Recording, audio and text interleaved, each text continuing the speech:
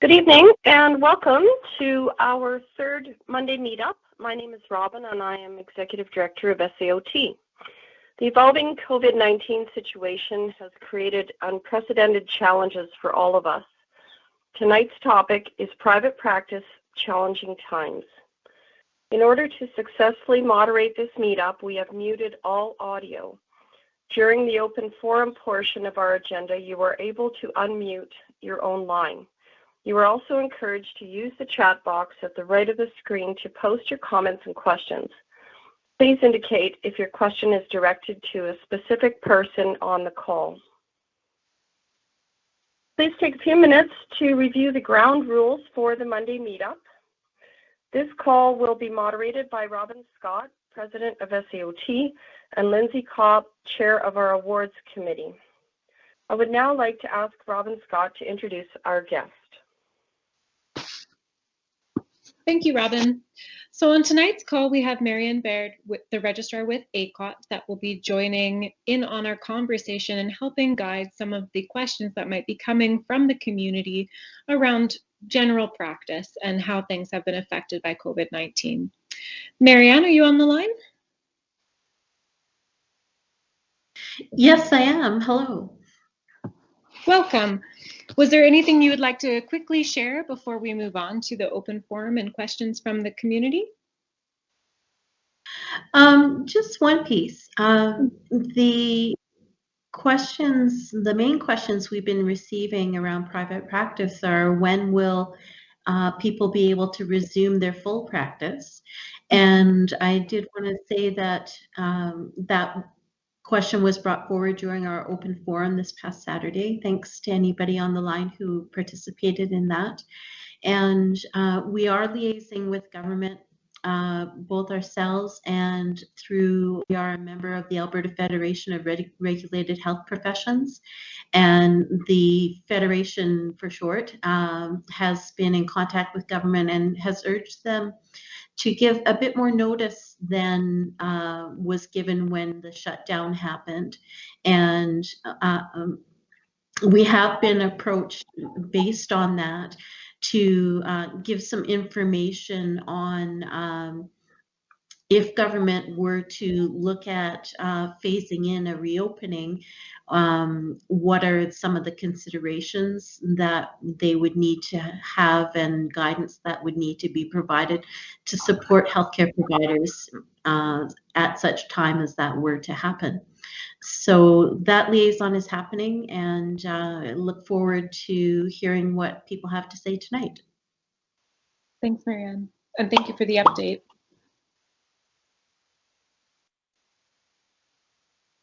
So as our conversations today are around the challenging times that we are experiencing right now, and how it is affecting our private practice, I'd like to check in with folks about what they're noticing for their own practice, how they're affected, how they've adapted, what challenges are new and upcoming, as there's many challenges that keep changing every day.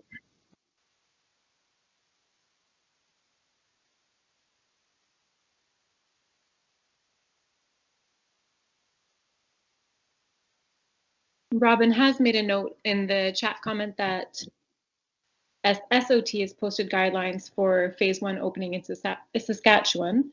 So certainly we've been getting lots of updates around Canada about how things are looking and how they're shifting.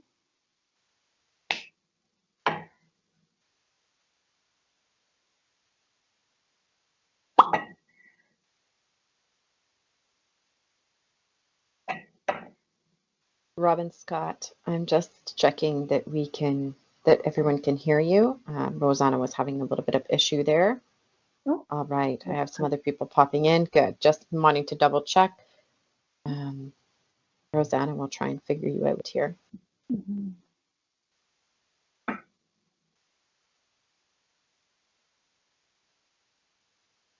there any questions that people have at the forefront of their mind currently that I'd like to bring towards the group?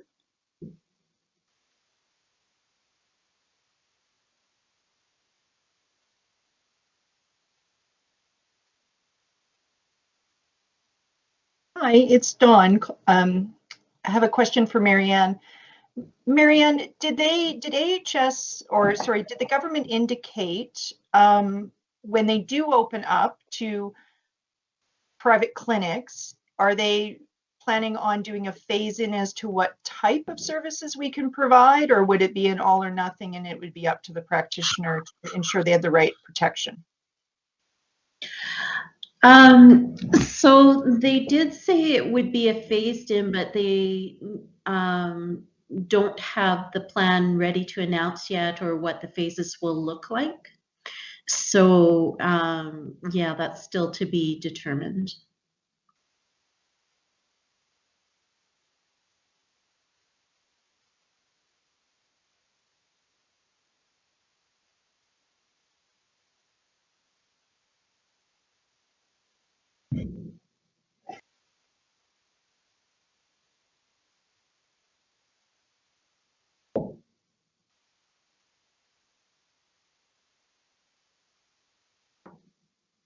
Does anyone have any questions more around private practice, or would anyone care to share kind of how they are managing right now in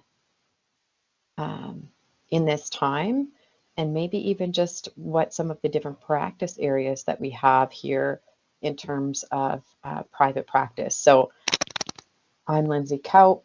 I run a women's pelvic health clinic and mental health. And so currently I'm using some telehealth, but I'm really focusing my energy and attention more into online education and courses versus therapy itself. So if anybody else wants to share, that would be fantastic, and what we might have thoughts around in terms of what we're doing before we can phase back in.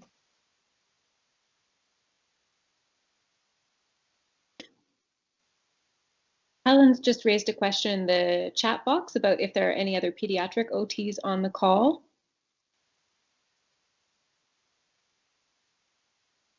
Depending on the different practice areas folks are working in, there might be different questions or different things coming up for you that we can chit chat about.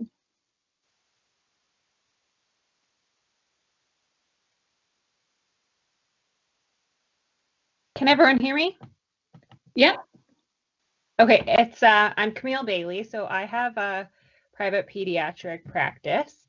So I have a split of kind of private clinic-based work as well as some school-based and preschool daycare type stuff. So for the most part, we are completely grounded like everyone else. We've been pretty fortunate on the school side of things. A lot of my contracts have been really amazing in allowing us to do some alternate projects and work kind of behind the scenes. And obviously, as we ramp up into the end of the school year, we'll be looking at some year-end reporting in whatever fashion we can kind of scrape it together.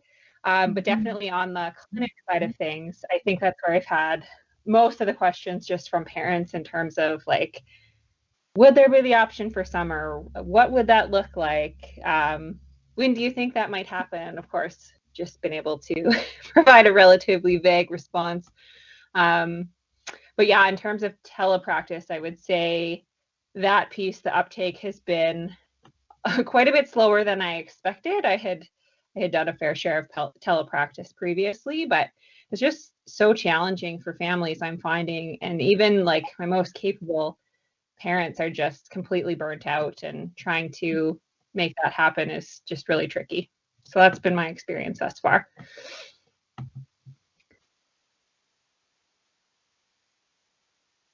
Thanks for sharing, Camille. Yeah. Helen Jones has also made a comment about, she's wondering about if SAOT and ACOT are aware of the school-based funding changes from Alberta Education, which are separate from COVID-19.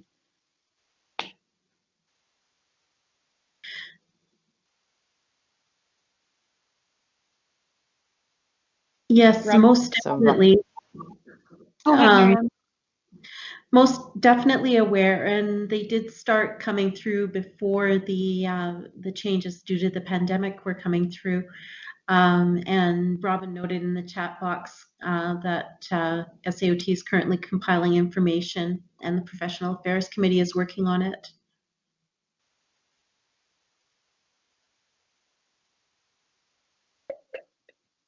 Helen, if you're on the computer and you move your mouse up to the top of the screen above the agenda, there should be a little microphone that you can unmute. Oh, somebody's drawing it for us. Okay, hi, this is Helen Jones. Well, thank you. I'm getting used to all these different telepractice methods and platforms. Yeah, so again, you guys are aware and you're looking at it from, I think I was too busy looking at my screen, figuring out where I could speak, and you are looking at it from a professional practice perspective. Is that right, with the committee from SAOT? I'm not quite clear. Maybe I'll invite Robin to just give a little bit more detail about that piece. Sure. Okay. Sure. Hi, it's Robin. Robin.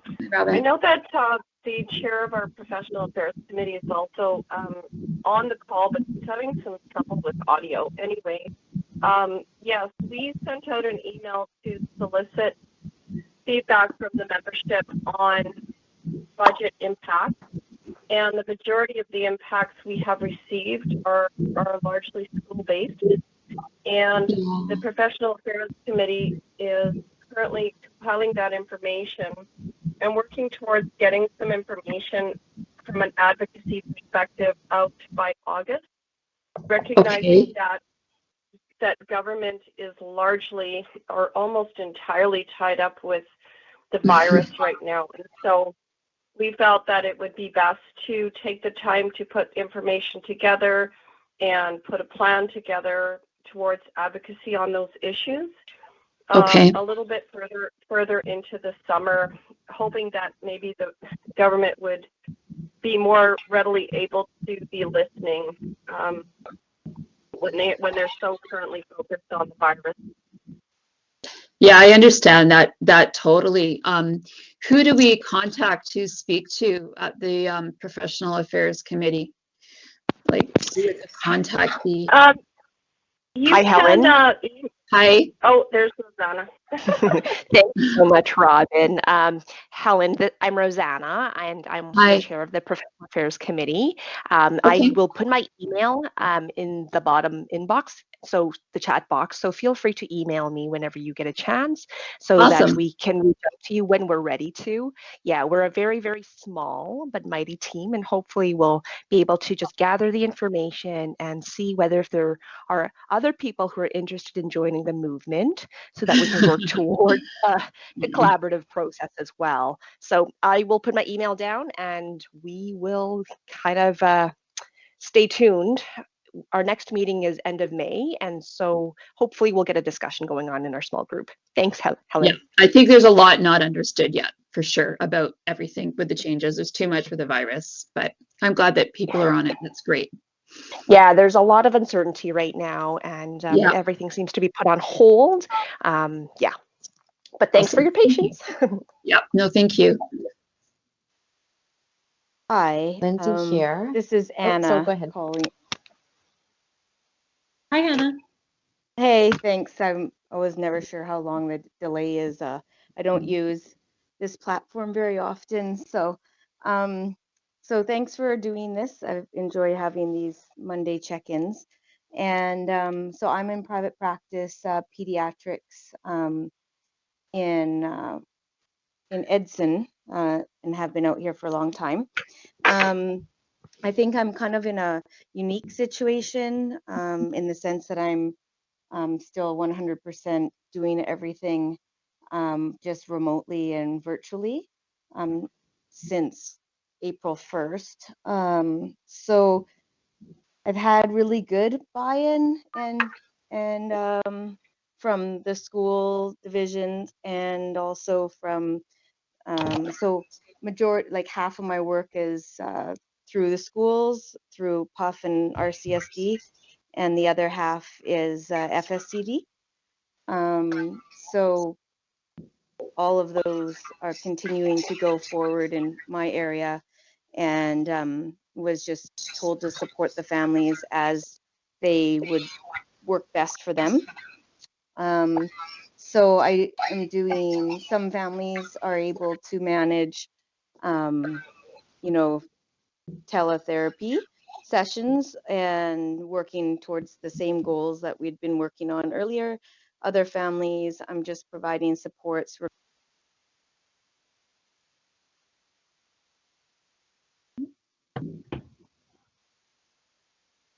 Sorry, Anna, I think you cut out there. That's okay. Am I back again? Great. And then so some families are just wanting supports around the new, more behavior stuff that's been going on with their kids and families with regards to all the change and unknown and uncertainty. And so I'm supporting them that way. But and then there's some families obviously that are not able to participate in anything right now, and that's completely obviously expected given the circumstances, but they also aware that they can contact me and how to contact me if they have any questions or concerns or something comes up. And we still have families that are kind of coming in every once in a while, checking in with us when something happens or something comes up, they want something or they would like some activities to do. So we've been doing things that way as well. Yeah, so I'm kind of a little, maybe unusual in the sense that I feel like a new grad though, because I've been just going like 150 miles an hour trying to figure out how to create platforms for everyone, what types of, systems people prefer and use, and oh my goodness, but the families have been absolutely amazing. The other thing too, so I'm switching to what I'm doing to the other topic that you guys were talking about with the funding changes. And I don't know, maybe I didn't, with all the stuff going on, I probably didn't see the survey that you guys sent out. But yeah, that's going to, it has already impacted our area. So next year, they've already given me a heads up that they're not hiring any contractors for any of the PUF RCSD work in the area. And they're going to hire one OT for the large region to cover everything. So the services for all those kindergarten to grade 12 kids are going to be greatly diminished in our area, like significantly. Probably the least services that they'll ever have had in the last 18 years. So that's, our school divisions here have already talked to me about that, and the SLP.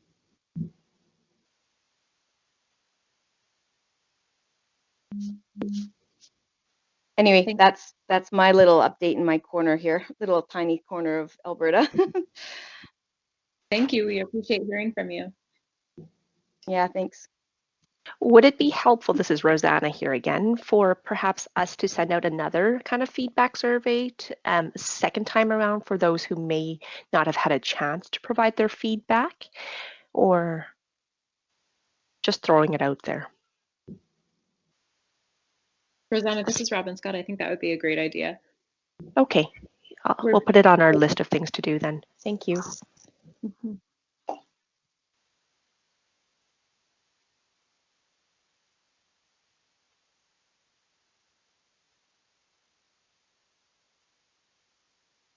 Thanks, Anna, for sharing, and thank you, Rosanna, for offering up your email there. So I'm kind of playing dual role tonight in moderating, but also as a private practitioner with concerns, right? So COVID, in my opinion, I'm seeing Camille is agreeing in the chat box that what this virus and this situation has done has really further highlighted that the majority of healthcare providers, or health benefit providers, do not cover occupational therapy. And we're also not considered under mental health in those benefit provider packages. And what ended up happening was, in certain areas, with psychology making that jump, though lots of them are already there, into teletherapy, and physio making the jump into teletherapy, and even massage, in some cases. We have seen that occupational therapy has been moved further back behind because people are still going to go, especially right now during our economic time, to the place with coverage. And so though most of those plans are national companies, I'm just wondering if that's in the Professional Affairs Committee. And so, and I see Robin saying that Alberta Blue Cross, she has coverage through her individual plan. So we have not been able to do that. So, and if you're an individual person or an individual company trying to purchase, they have told us that no for occupational therapy. And that was most recently in January. So just wondering kind of what the update is there, because that's going to be a big piece coming back into play when we are able to resume services as well. For sure, Lindsay. It's Rosanna here, and I hear the concerns. It definitely has a piece with regards to the Professional Affairs Committee. It's just this is just the honest truth, is we're such a small team of 3 or 4 members, and 2 of them are on mat leaves right now, that we've had to really pick our battles as to what we can and cannot do during this time, and to kind of combine our efforts into one common goal. But that being said, I think that we have to be very flexible to the needs of the current health environment and the political environment right now. I would be more than happy to bring this back to our group and discuss as to where our priorities lie moving on in the next 6 months or a couple of months. I know that lots have changed since our goal has been established in September, so we can definitely take it offline and discuss that further. And again, my email is on the chat box somewhere, so feel free for anybody to email me your concerns, because that's what we're here to do, is we're here to represent you and to advocate for our membership. And so if you want for us to go a certain direction, and it's loud and clear, we will try our best to do that. Absolutely. And you guys do fabulous work, and it's hard to prioritize everything, but just trying to get those things up and on the table. And as you guys said, look at the long term, right? Nothing's going to be short term right now. Yeah, and here's my plug. If anybody's interested in joining the Professional Affairs Committee and has great experience, we'd be happy to have you. Not even as as an ad hoc, type of working group as well. You don't have to, join for the entirety of the Professional Affairs Committee, but we definitely sorely would appreciate any help that we can get to advocate for the OT profession further. Thanks, Rosanna.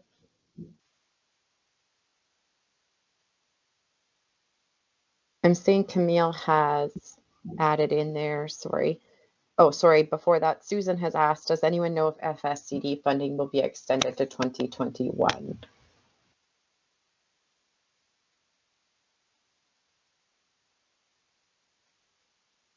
Okay, I maybe drop do that in have, there if you guys need. sorry, this is Anna again. I know that I do have a couple contracts that go into the early part of 2021. And my current contracts are getting renewed, or I'm getting new ones at this point in the last month. But I mean, it's so, I guess, in the air now with COVID having such a huge, is going to have such a huge impact on the provincial budget. I don't see how they're not going to be trimming something somewhere.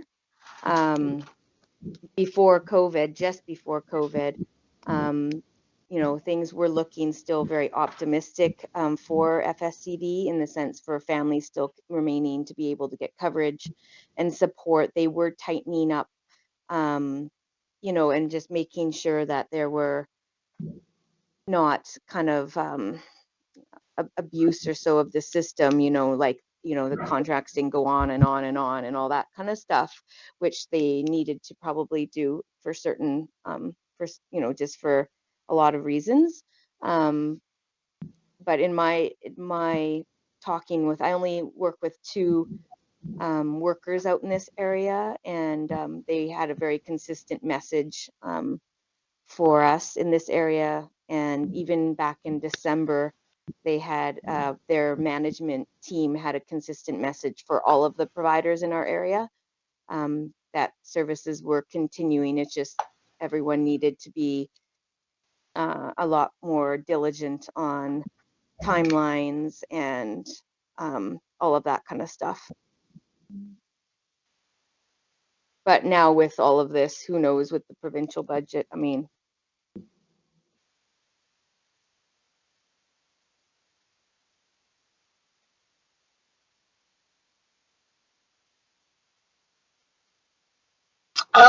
this is Susan. Thank you so much for that and the chats that are going back and forth. I guess what I was hoping to find out, and I think you've done such a great job answering my question. The family that I had just started working with had just gotten their funding for 2020, and we really didn't get a chance to get things off the ground. That was just as the outbreak kind of happened. And I guess maybe to be a bit more specific, Anna, if, say, for example, a family gets a certain amount of dollars for 2020, I'm just wondering if we're not able to utilize it until, October or something of this year. Certainly that time frame kind of limits what we can do. I was just wondering if anyone's had any experience with that kind of an extension to say, okay, if the plan was to work together for 18 weeks and we couldn't do it during this time frame, could we take those 18 weeks into 2021? I'm just answering again. This is probably, unfortunately, not consistent across the province. So I'll answer in my area what would happen. It depends even on the two workers that I work with. They're even a little different with their replies. I'm in a very unusual situation because I know all my families that I get contracts for ahead of time. So my contracts right now that I just got are actually continuing virtually because I've actually been to the house once or twice, or the family knows me and I have some relationship with the child already. So I feel I can do that and still support the family and it not be a waste of my time or their time. My time is still being used. So I don't know if that's the situation where you could still offer part of the support for the family and use some of your hours.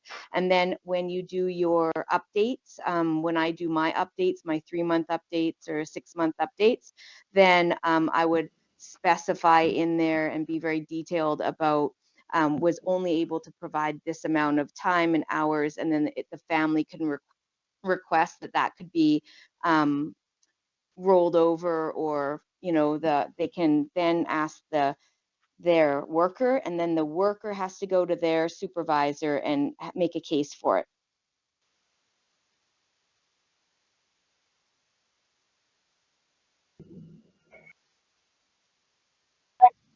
I can chime in here too, just because I would be in a different region than Anna. With the contract that you're referencing, is it specialized services or is it developmental support, if you don't mind me asking? Yeah, it's quite unique. I actually offer aquatic therapy. So without a recreational, yeah, I'm kind of in a limbo.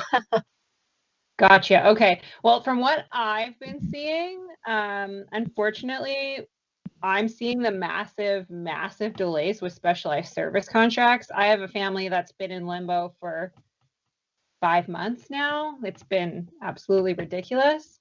However, for some of the developmental support contracts, like the 6-monthers, the ones that aren't quite as hefty budget-wise, I've actually shockingly seen them be willing to place contracts on hold. Like I had one start March 1st, and then the parent advocated just to place things on hold. So we used the 1 month, and then we're going to pick up month 2 at some point, ideally in the summer. So it does seem to be case by case, but I would encourage either you or the families themselves, or perhaps even both, to really just approach the worker and advocate, because it seems to be case by case, but historically haven't seen FSCD be this flexible. So that's a plus. And then in terms of just the funding beyond like 2020, 2021, I haven't heard anything coming out of non-education, but the Child and Family Services Ministry regarding FSCD. So I don't know what that's going to look like. I suspect they'll probably just try and clamp down a little bit in terms of requirements and have a little bit more stringent guidelines for renewals, like Anna had mentioned, but hopefully we can still continue to provide some service. So.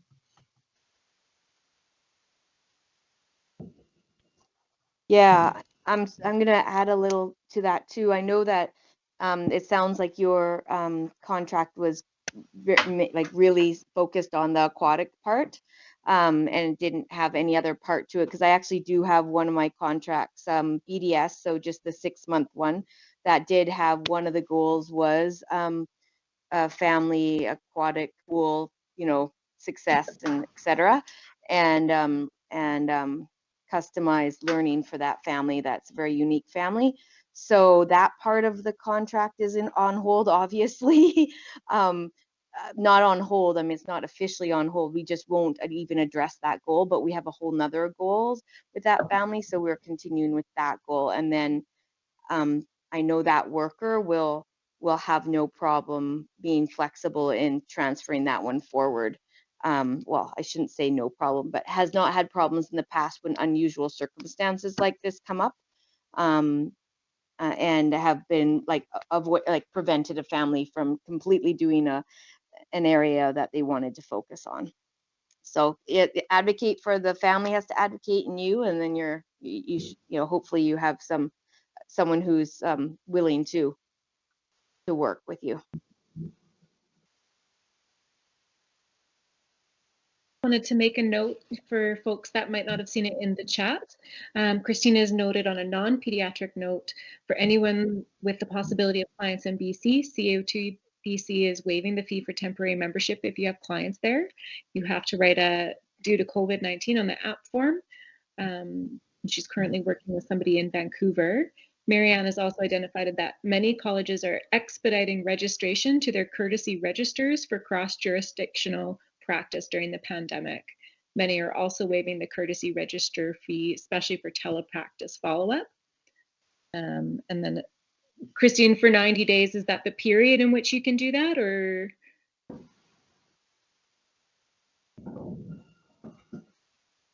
Yes, it is. Okay, thanks, Christine and Marianne. I wonder for folks on the line who might not be working in pediatric practice, but who might be working with Veterans Affairs or PDD contracts or just med legal, how you are finding telepractice and practicing these days in general. If anybody would like to share anything.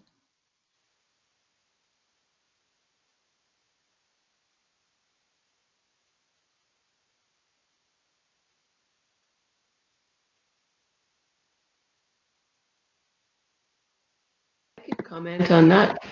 This is Bonnie Klassen. Hi, Bonnie.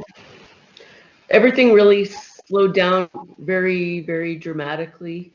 And just in the last, I have done a little bit of work through virtual, but mainly just phone. Because after initially figuring it out, I just kind of backed off and thought, I don't need to be so complicated unless I really need it. But I have found in the last little while that there's more coming through. So it's kind of hopeful. It's certainly not as busy as it used to be, and I'm sure others are feeling that. But I think we'll get through it. That's my comment. Thanks, Bonnie. Hi there, it's Christine here. Hi, Christine. Sorry, someone's just coming. Guys, shush. Sorry. I guess I should have gone to my office. So yeah, no, it's for me, I've actually been fortunate in that I had a number of reports outstanding, so I've been able to work on those. But what I'm doing, so sorry, I didn't preface that. I do primarily medical legal work. So what I'm doing is just working forward now into doing the document reviews and sort of tweaking some of our procedures and things like that. Basically using it as a time to catch up on education and all those other things that we tend to put off, like you know, working on the report format and those kinds of things. But I have had a couple of lawyers contact me about seeing people virtually, not so much for an FCE, because that's pretty hard to do because it's all standardized and needs particular equipment. But I have had a couple for cost of future care kinds of work that, you know, I'll be working with a family member or someone who's able to help out with the video and that sort of thing. So I've got them set up. I haven't actually done it yet, so we'll see how well it actually works. And like we heard in our meeting that we had on Friday, there is a possibility that once this is through, I may see the person in person afterwards just to confirm some things and sort of yeah, just so that I can say that I did see them in person. And there are some things that are going to be difficult to catch on video. Thanks.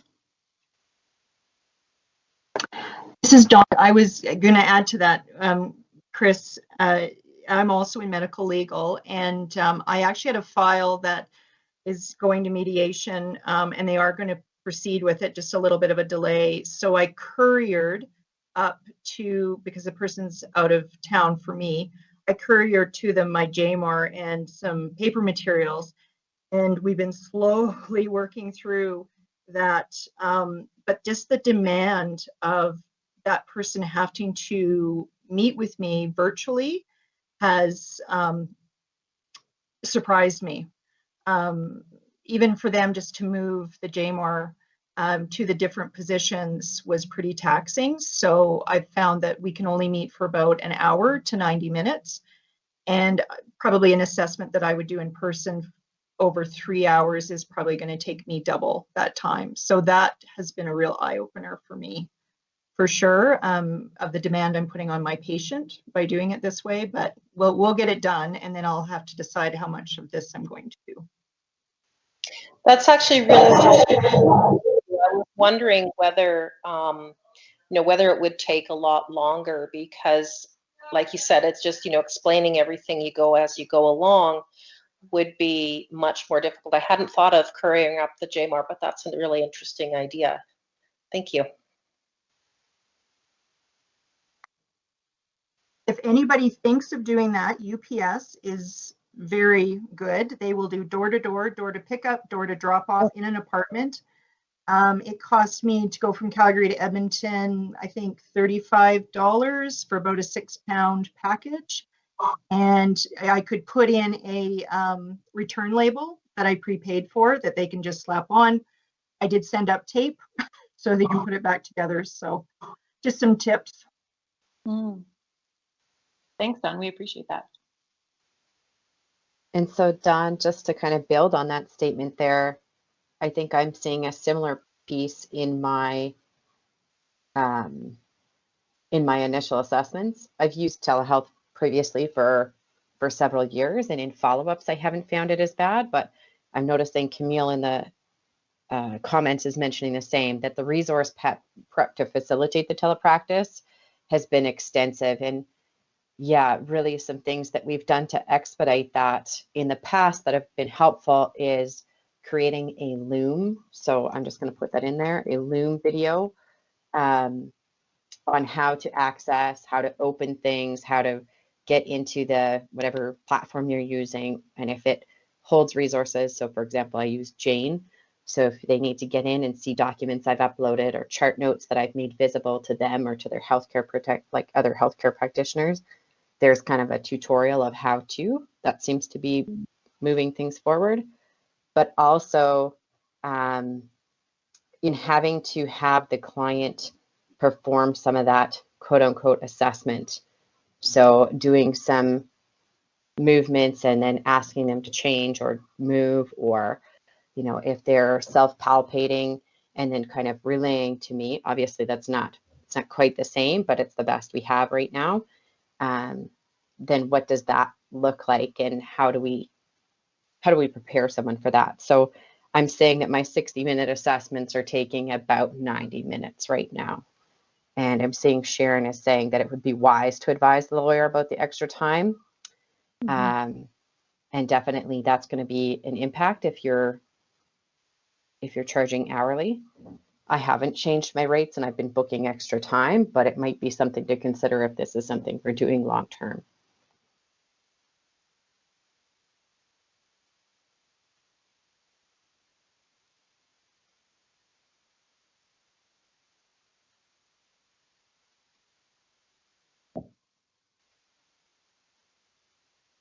For folks that have multiple clients that you're seeing for telepractice or telehealth, how are you coping with workload and giving yourself time in between clients?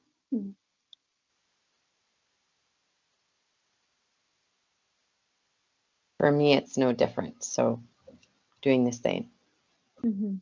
Just, I don't know if that's everyone's experience.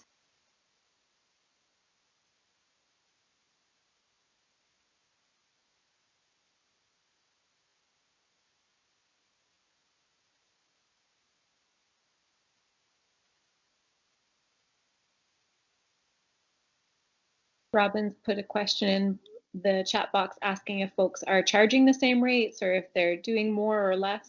Perhaps we can get a bit of a poll going on that.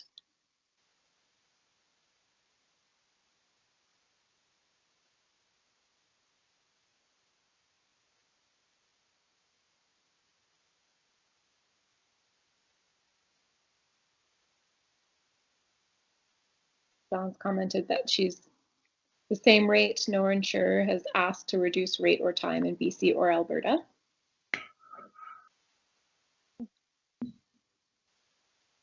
Generally looking like people are managing the same rate.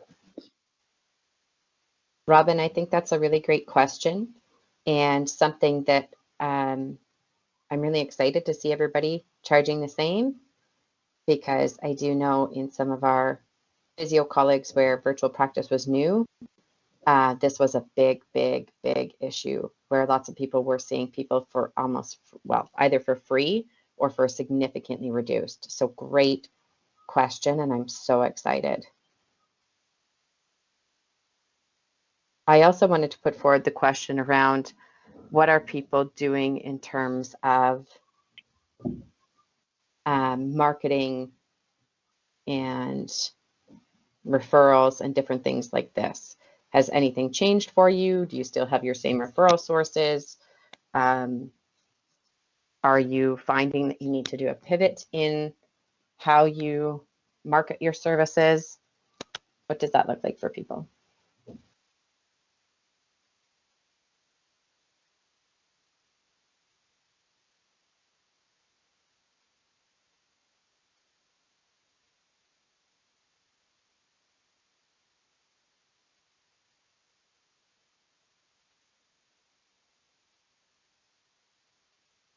Lindsay, I'm not speaking from my own experience, but what I've noticed from some pediatric OT colleagues in BC and Ontario is that they've switched to using social marketing quite a bit more, using Instagram accounts and Facebook posts to kind of post different activities and strategies for families that are managing with kids at home. Wonder if anyone else has found success in using social media for those marketing pieces.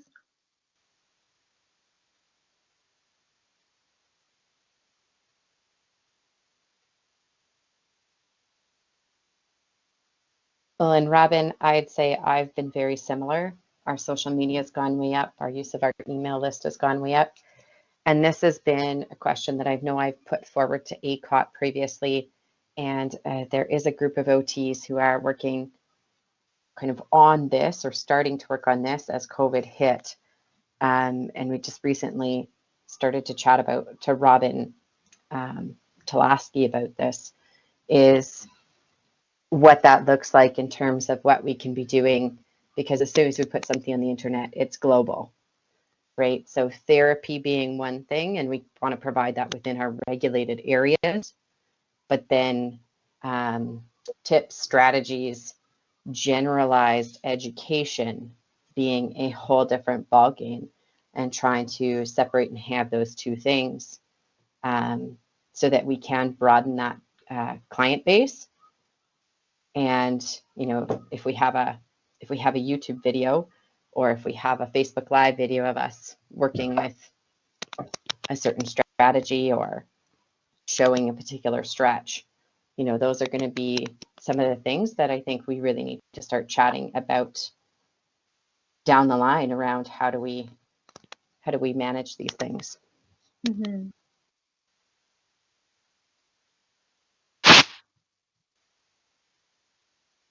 Other folks are commenting that their contracts are federal, so those are fairly stable at the moment. For others, there's little experience with marketing, so no changes there.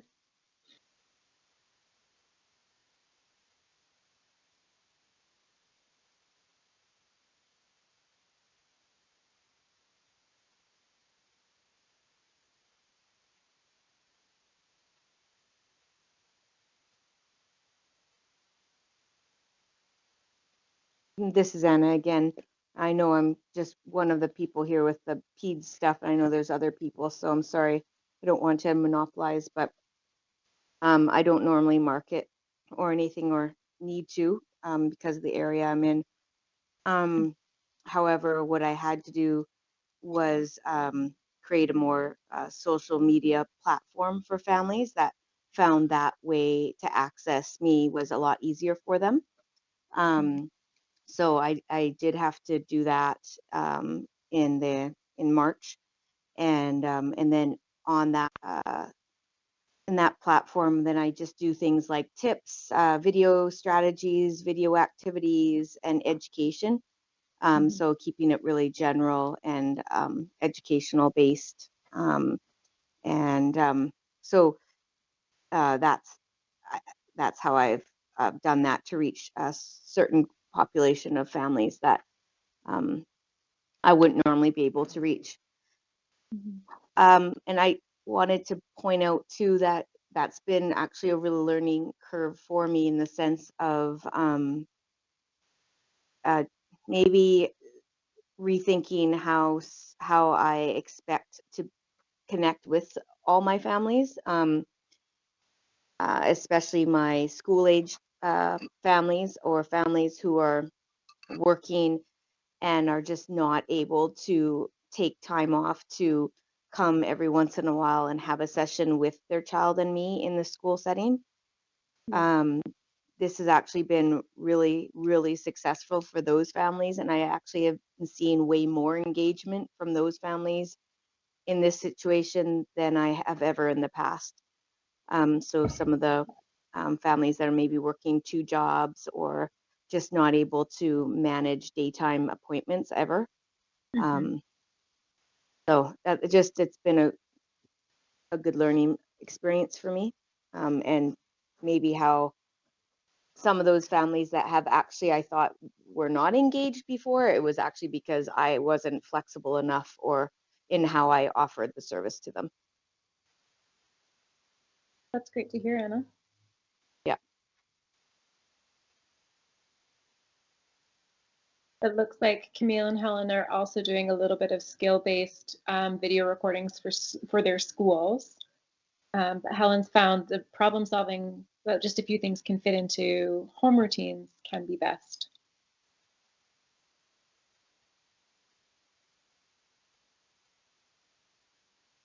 Lindsay's added that she's developed an online course, general education based, not individualized or therapy based, and offer that as a resource.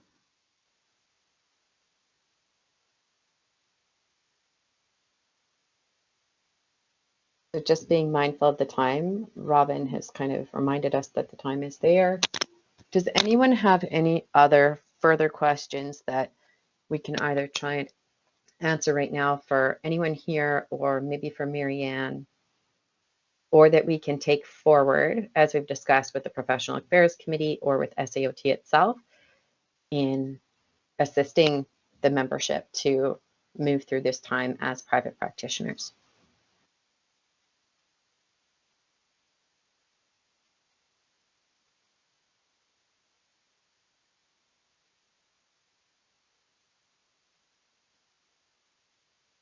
Robin's asked in the chat if a second call in May would be helpful for this group as well.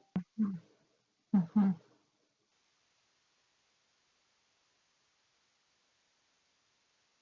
Looks like it's getting lots of yeses. Dawn Whitnack again. I just have a question for SAOT in regards to that virtual list. Would there be, and you guys are usually very, very good about this, would there be a preamble as to what was acceptable services to provide virtually, or would we be required to kind of flush that out on the list? Dawn, it's Robin.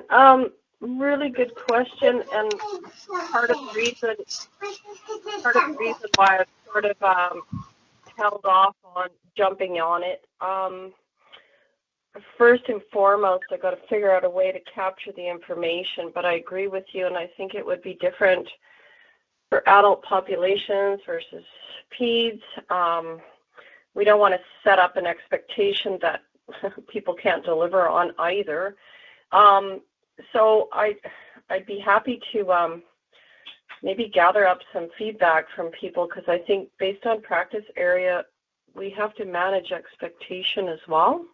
Mm-hmm. So I agree that needs some thought. And it's Dawn again, because I think the bulk of us, probably those of us with case management files, whether it's pediatric or adult, have always done follow-up by phone. Telehealth is new to me, but it, once I found the right technology, it was fine. So we've always provided that service. It's just more constant right now. So yeah, I'm happy to hear that, Robin. And yeah, any information we can provide you, do let us know. Sounds great. Thank you, Dawn.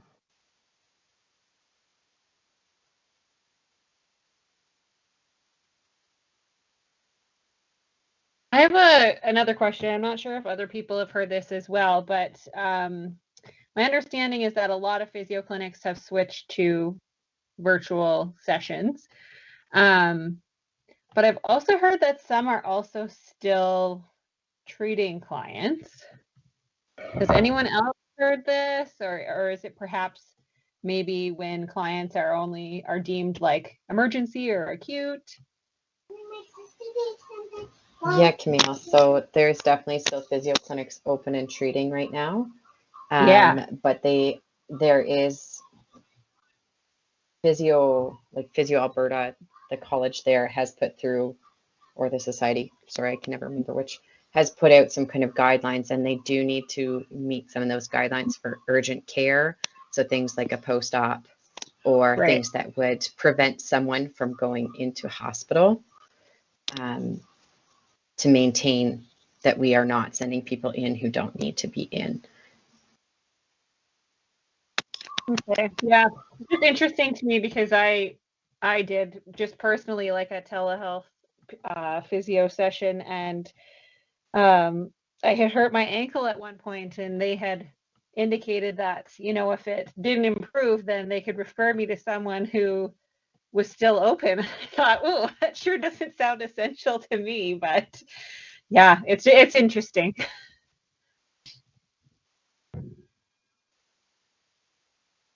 So Robin has just let us know that we can continue past 8 o'clock for folks that want to stay on with a few more questions. Helen's raised a comment about, are there recommendations for new grads in private practice? This is such a new area of practice.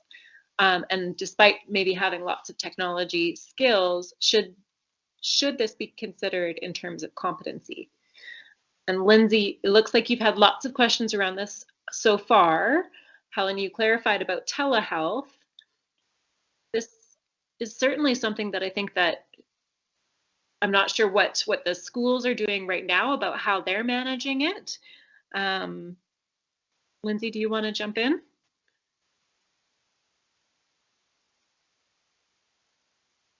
Yeah, so this is definitely something that I fielded quite a few questions around in terms of providing mentorship. So for new grads, but also for therapists who are just seeing this as the future of practice or a permanent area in their practice. So things like, how do you make sure your platforms are encrypted and different things. And I know SAOT put on an awesome virtual workshop for that, for virtual practice. But there's also bigger things on that kind of greater scale. So telehealth itself, making sure that there's privacy on both ends, making sure that you have the appropriate paperwork all in place. It is a little bit different. And then also some of the soft skills I found have been a little bit different. And then looking broader than that is also things like, are you accidentally endorsing someone? Are you intentionally endorsing someone? Is there an affiliate piece to this? Are you charging for mentorship in these areas? And what is allowed within our practice guidelines and our standards of practice, but also what is not mentioned at all. And so there's been a lot of great questions that come up around this, but new grads are actually fairly competent in my experience. It's the therapists that have been practicing for a while who are really wanting to make sure they're crossing their T's and dotting their I's a little bit more, has been my experience. And that's been from multiple professions.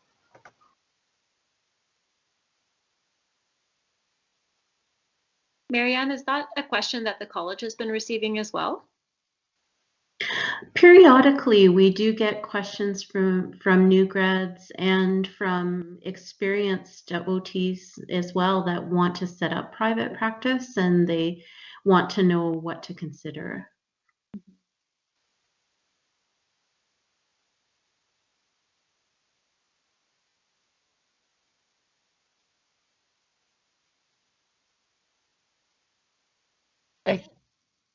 I think another thing that is going to become a factor is just in terms of the new, I guess the latest class of new grads, is that their field work placements, from what I understand, are completely up in the air. Because like Lindsay, I have a fair number of new grads that reach out to me just to chat or what have you, or inquire. And yeah, I actually was just chatting with a year 2 student today, and she said that everything's completely up in the air. They haven't ruled their kind of summer placements out, but they certainly haven't given any commitment to them, just with the current state of affairs. So I think it has the potential to be really, really interesting. Mm-hmm.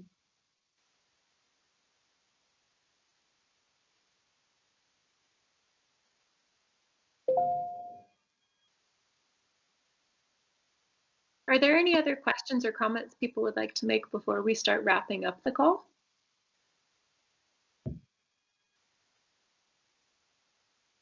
Or perhaps suggestions about topics to cover in future May sessions?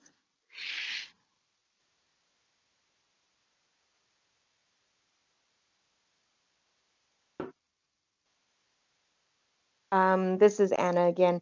Just wasn't sure if the pediatric OTs out there saw that I had posted or chatted there about the Mary Costa and her pediatric OT telehealth activities group that she's moderating. 5,000 OTs from around the world have amazing ideas, super simple activities to do at home via virtual platforms with kids. So just thought I'd make sure you guys knew that because it's saving me prep time and thinking time.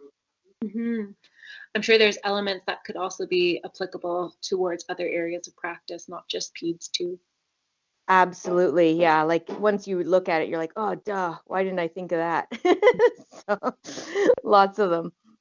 Anna, is the Facebook group that you've mentioned also on the Alberta Pediatric OT blog? I don't know. I'm actually not sure how I came across it. You actually have to go onto Mary Costa's page first, and then you'd have to get invited, like you have to ask to be invited, and she's keeping it, just trying to keep it just therapists and educators, but mainly almost all OTs and OTAs. Thank you. Yeah.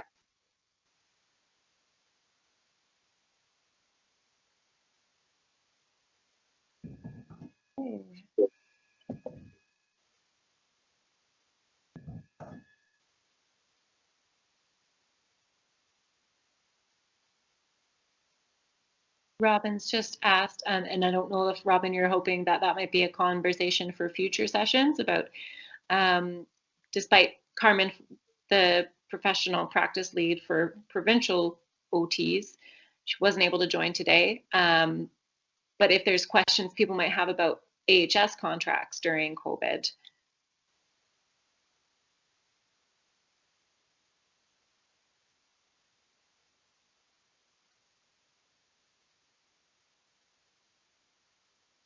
Certainly something that we can come back to in the future. So it looks like some of the folks are getting ready to log off. So at this time, I think what we'll do is start wrapping up our call. Thank you all for such a wonderful conversation and sharing your tidbits of information that you have learned as we have been adjusting. This was a great opportunity to connect with you all. And as Robin mentioned, we'll work on gathering some dates for future sessions in May as things continue to unveil themselves. Thanks to Lindsay for fielding so many questions and also sharing a lot of great questions and queries. And once again, thanks Robin Tulaski for putting this all together for us. Thanks Marianne for your help as well. Oh, happy to be here. Great. So I wish you all a wonderful Monday night, and we'll see you again sometime soon. Bye. Take care.